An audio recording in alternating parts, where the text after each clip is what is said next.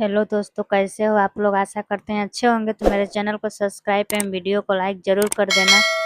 तो चलो कहानी को स्टार्ट करते हैं, जो कि सच्ची घटना पर आधारित है। गंगा नदी के किनारे बसे छोटे से गांव सूरजपुर में लोग सादगी से जीवन बिताते थे। चारों ओर हरे भरे खेत, तालाब और कच्चे मकान थे। गांव का माहौल शांत और भरोसेमंद था। लोग रात को दरवाजे भी बिना ताला लगाए सो जाते थे, क्योंकि सब एक दूसरे को जानते थे। लेकिन एक साल ऐसा आया जब इस गांव की शांति को एक अजीब सी घटना में हिला दिया। पहली चोर की खबर। एक सुबह जब पंडित रामदयाल अपने घर का दरवाजा खोलकर बाहर निकले तो उसके आंगन का अनाज का भंडारा खाली मिला। ताले टूटे हुए थे और धान की 2 बोरियां गायब थी। पंडित जी ने शोर मचाया, अरे कोई है, चोरी हो गई मेरे घर में। गांव वाले इकट्ठा हुए। सब हैरान थे, क्योंकि गांव में चोरी जैसा अपराध पहले कभी नहीं हुआ था। कोई कह रहा था यह बाहर का चोर है, कोई कह रहा था यह किसी अपने का काम है।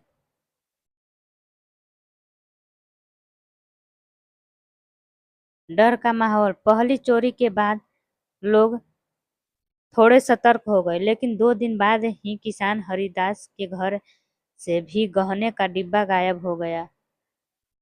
इसके बाद तो जैसे गांव पर साया सा छा गया। रात होते ही लोग डर कर दरवाजे खिड़कियां कसकर बंद करने लगे। औरतें बच्चों को गोद में लेकर सोती और पुरुष डंडे लेकर आंगन में पहरा देते। गांव का चौकीदार रामू भी रात भर जागता, पर चोर इतनी चालाकी से आता जाता कि उसकी नजर में नहीं आता।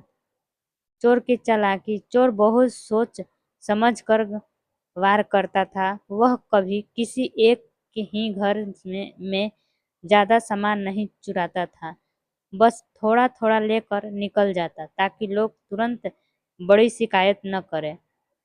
उसकी यही चालाकी उसे पकड़ने से बचा रही थी। गांव में चर्चा होने लगी, यह कोई बाहर वाला नहीं है, गांव के हालात जानता है, तभी तो इतना सही मौका चुनता है। गांव की योजना। आखिरकार गांव के नौजवानों ने ठान लिया कि अब वे चोर को रंगे हाथ पकड़ेंगे। उन्होंने पंचायत में बैठक की। आज रात सब अलग अलग घरों की छत पर सोएंगे और निगरानी करेंगे। अगर चोर आया तो उसे घेर लेंगे। सभी राजी हो गए। उस रात पूरा गांव जैसे चौकन्ना हो गया। कोई लाठी लेकर खड़ा था, कोई छत पर लेटा था। रहस्यमयी रात। आधी रात बीत चुकी थी। चारों ओर सन्नाटा पसरा था। तभी अचानक बंसीलाल के घर से हल्की सी खटर पटर की आवाज आई। पहले पहरे घर बैठे नौजवान तुरंत दौड़े। उन्होंने देखा कि एक काला साया आंगन की ओट से निकलकर भाग रहा है। उसके कंधे पर अनाज की बोरी थी। पकड़ो पकड़ो चोर को, सब चिल्लाए। चोर भागते भागते खेतों की ओर निकल गया। उसके पीछे गांव के लोग लाठियां लेकर दौड़े। वह खेत पार करके तालाब की ओर भागा, फिर मंदिर की ओर मुड़ा। पकड़े जाने का क्षण। मंदिर के पास चोर फिस फिसल कर गिर पड़ा। बोरी हाथ से छूट गई और गांव वाले उसे घेर कर पकड़ने में सफल हो गए। किसी ने उसका चेहरा ढका, कपड़ा खींच लिया। सबके पैरों तले जमीन खिसक गई। वह और कोई नहीं, गांव का ही गरीब मजदूर हरिया था। हरिया की मजबूरी।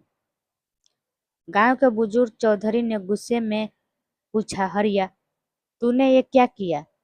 तू तो मेहनती इंसान था, तुझे तो सब जानते हैं। हरिया की आंखों में आंसू बहने लगे। वह रोते हुए बोला, चौधरी जी, मैंने कभी चोरी करने का सपना भी नहीं देखा था, लेकिन मेरा बच्चा कई दिनों से बीमार है। दवा के लिए पैसे नहीं थे और घर में खाने तक का इंतजाम नहीं था। मैंने गांव में हर दरवाजे पर कर्ज मांगा, पर किसी ने मदद नहीं की। मजबूरी में मैंने ये रास्ता चुना। गांव वाले एक दूसरे का चेहरा देखने लगे। जो आदमी हमेशा दूसरों के खेतों में पसीना बहाकर कमाता था, वही चोरी कर रहा था। यह बात सबके दिल को चुभ गई। गांव का फैसला।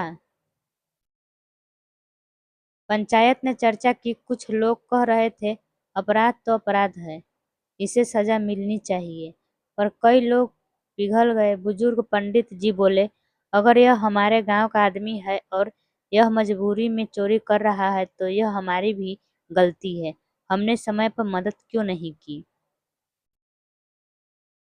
आखिर पंचायत ने फैसला सुनाया कि हरिया को सजा नहीं दी जाएगी, बल्कि गांव के लोग मिलकर उसके बच्चे का इलाज करवाएंगे और उसके लिए रोजगार का अस्थायी इंतजाम करेंगे। नई शुरुआत। उस दिन के बाद हरिया ने सबके सामने कसम खाई, अब मैं चाहे कितनी भी तकलीफ क्यों न झेलूं, कभी चोरी नहीं करूंगा। गांव वाले भी पहले से ज्यादा जागरूक हो गए। उन्होंने तय किया कि गांव का कोई भी परिवार भूखा न रहे, चाहे हालात कैसा भी हो। इसके लिए एक अनाज भंडार बनाया गया, जिसमें हर घर से थोड़ा थोड़ा अन्न जमा किया जाने लगा। जरूरत पड़ने पर वही अनाज किसी गरीब परिवार को दिया जाता। कहानी की सीख। समय बीता और गांव में फिर कभी चोरी की घटना नहीं हुई।